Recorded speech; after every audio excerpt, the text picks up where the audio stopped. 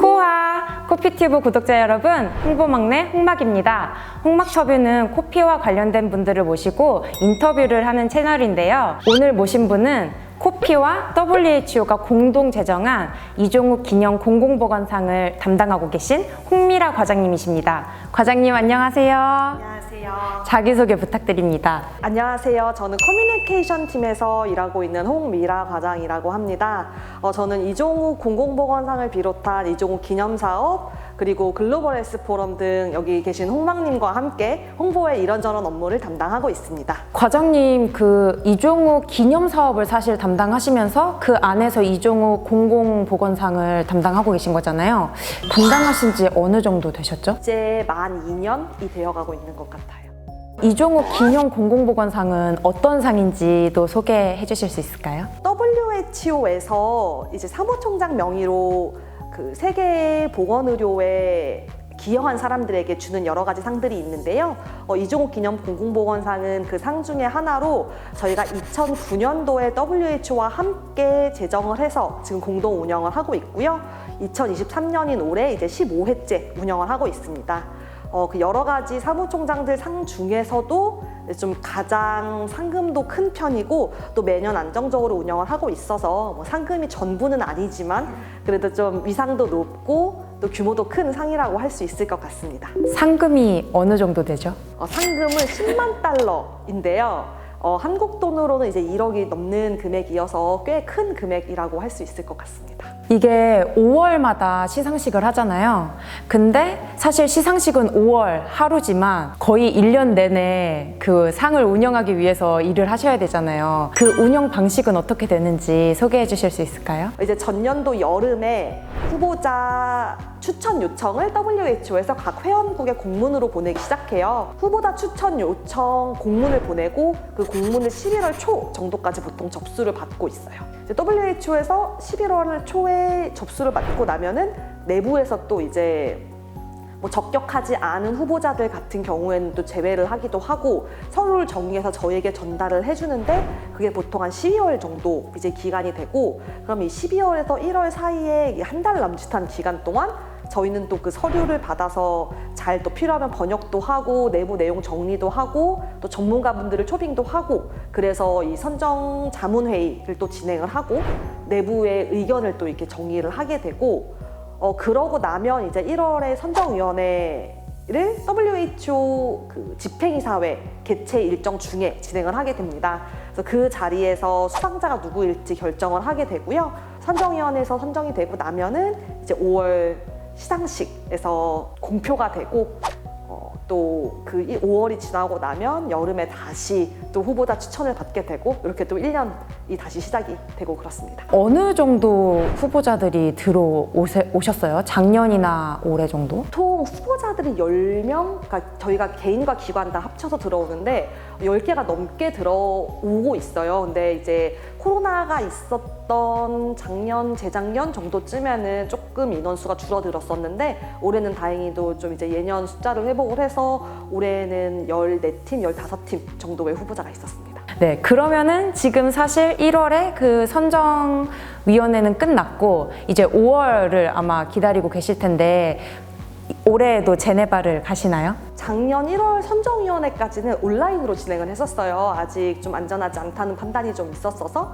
작년 5월에 3년 만에 다시 대면으로 이제 행사가 진행이 됐고, 올해 1월에도 이제 제네바를 다녀오면서 또 선정위원회를 참석을 했고요. 이제 오는 5월에 이제 시상식 참석이 예정이 되어 있습니다. 그러면 작년에 혹시 가셨을 때 처음 가보신 거였잖아요. 이종욱 기념 공공보건상을 위한 출장으로는 처음 가보셨는데 어떤 출장을 좀 다녀오셨는지도 궁금해요. WHA가 이제 세계에서 그 보건의료를 위해서 애쓰시는 정말 전 세계인들이 모이는 자리고, 이게 또 UN 총회장에서 진행이 되거든요.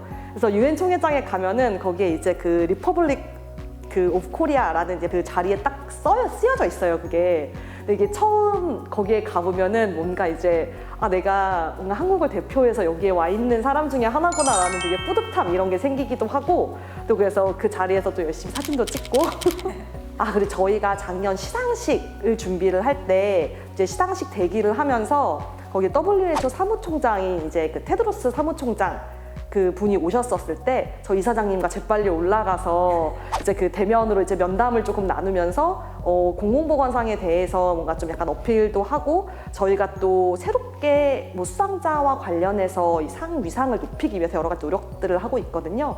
그런 부분에 대한 것들을 이야기도 하고 그래서 좀 굉장히 좀 보람찬 시간이었던 것 같습니다. WHO 현재 사무총장님도 만나시고 그래서 그런가 과장님이 맡고 나서 아주 큰 변화가 두 가지 있는 걸로 제가 알고 있거든요. 올해 새롭게 생겨난 것들도 있고 그거에 대해서도 좀 소개해 주세요. 작년과 올해 가장 큰 성과 중에 하나라고 생각을 하는 게 저희가 가이드라인을 새롭게 제정을 했어요. 이 가이드라인이 뭐냐면 이제 수상자 선정을 위해서 어떤 기준을 세울 것이냐에 대한 부분인데 공공보건상은 이제 공공보건에 크게 기여한 사람에게 준다라는 게 WHO와 저희가 맺은 협약에 들어가 있는데요.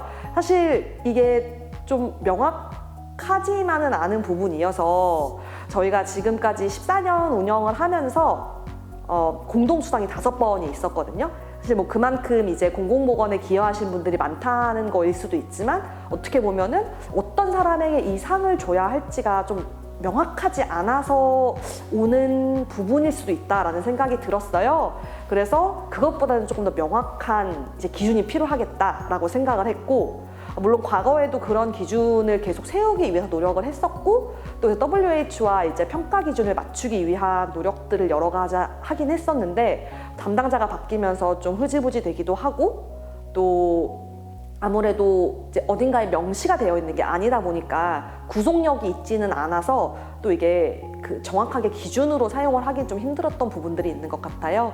그래서 올해는 그 가이드라인을 WHO와 계속 이야기를 하면서 새롭게 제작을 했고 올해 1월 수상자 선정위원회 때 안건으로 상정이 돼서 통과가 되었고 얼마 전에 이제 WHO 홈페이지에 좀 등재가 되었습니다. 저는 이거 굉장히 큰 성과라고 생각을 하는 게 제가 과장님이 맡으시기 전에 아주 잠깐 이중욱 기념 공공보건상을 맡았던 담당자였는데 이게 저희가 단독으로 제정한 상도 아니고 WHO와 공동 제정한 상이기도 하고 결코 새로운 규정이나 이런 것을 만드는 게 굉장히 쉬운 일이 아니란 말이죠.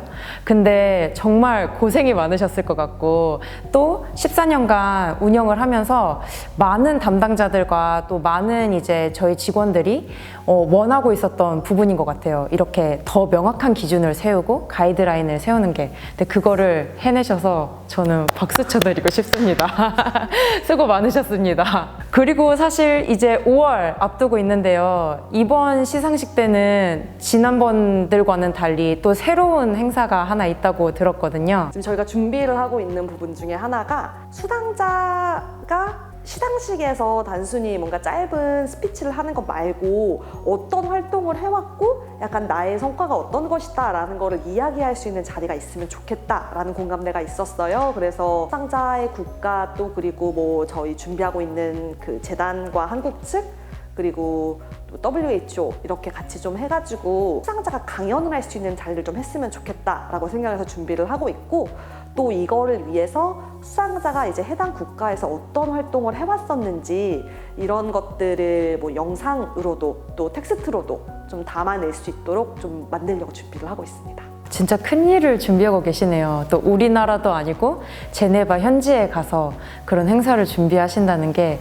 정말 대단한 것 같아요. 그리고 저희한테도 엄청나게 큰 기록으로 좋은 내용이 많이 담길 수 있을 것 같습니다. 그러면 이미 수상자 선정위원회는 끝났다고 하셨잖아요. 이번 연도 수상자를 스포해 주실 수 있나요? 5월 27일에 시상식이 진행이 돼서요. 그날 보실 수 있을 것 같고 아직 WHO 홈페이지 공표가 되지 않아서 저희가 같이 공동 운영을 하는 입장에서 조금 기다려주시면 감사할 것 같고요. 작년 수상자분들이 어떤 분이신지에 대해서 좀 설명드리자면은 작년에도 공동 수상이었었어요. 그래서 태국의 프라킷 바데사 도킷 박사님 그리고 폴란드의 중증 저체온 치료센터 이렇게 두 군데에서 공동 수상을 하셨었고 이제 그 프라킷 박사님 같은 경우에는 굉장히 흡연율이 높은 동남아에서 또 태국을 중심으로 해서 담배 규제를 위한 활동을 꾸준히 지속적으로 해오신 분이시고 이종욱 박사님께서 WHO 사무총장으로 재직하실 때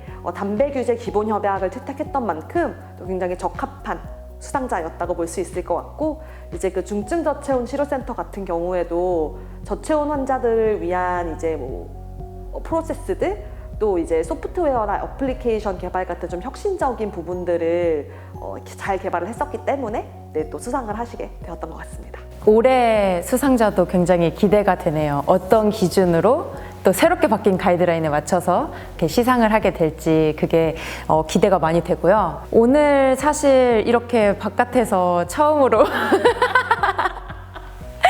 과장님하고 인터뷰 해보게 됐는데 인터뷰 하신 소감이 어떠신지 궁금해요. 제가 사실 제가 재단에 경력 입사를 해서 재단에서 일하게 된 지는 한 이제 딱 만 2년이 되어 가고 있어요. 그래서 물론 그전에도 이제 뭐 공공에서 홍보 담당 일을 하긴 했었지만 뭐 보건의료 쪽이었던 것도 아니고 그래서 처음에 이 인터뷰 제안을 받았었을 때 이거를 내가 하는 게 맞나?